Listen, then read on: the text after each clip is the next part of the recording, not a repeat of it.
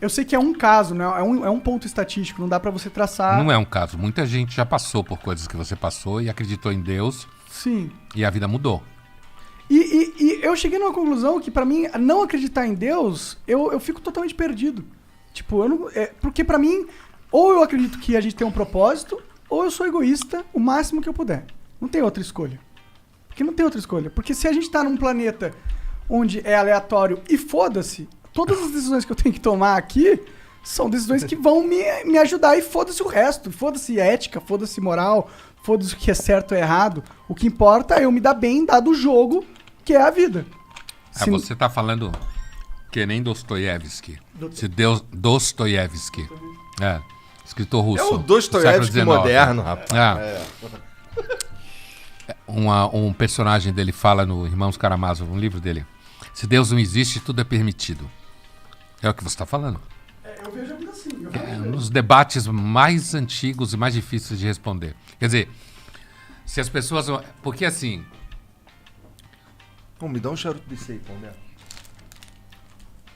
Mas você tá falando que essa era uma questão antiga Essa é uma questão antiga pelo seguinte, porque assim, uma coisa é o monarca dizer que para ele, se Deus não existir, fudeu, eu vou virar egoísta, certo?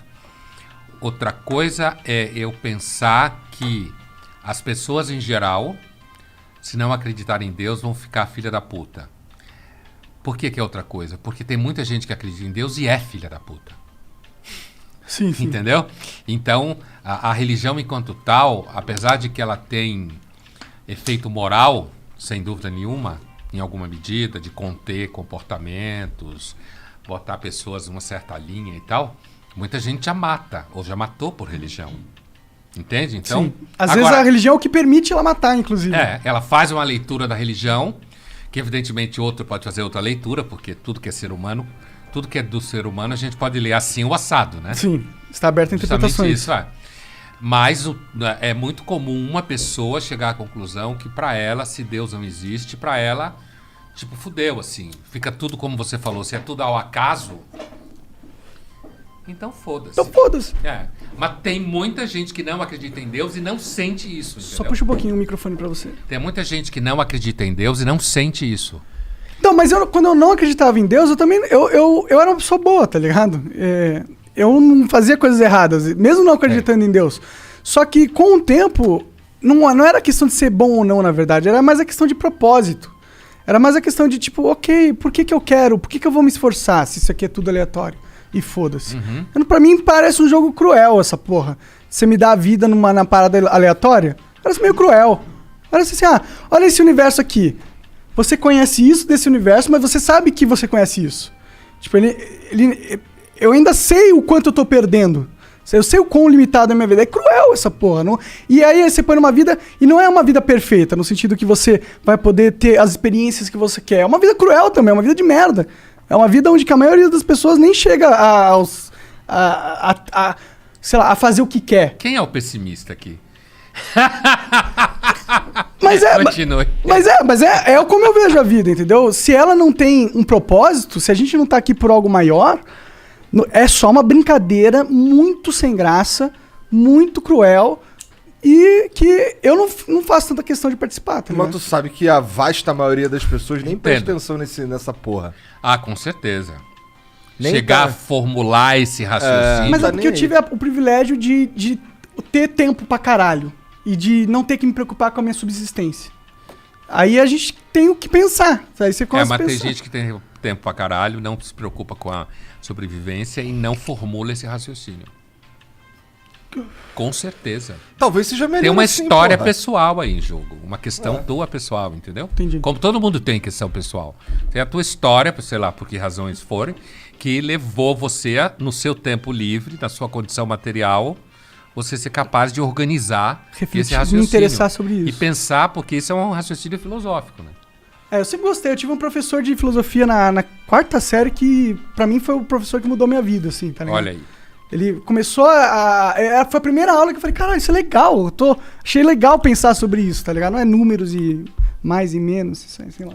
Então, aí isso é uma das razões de você ter acabado formulando esse pensamento no tempo livre, né?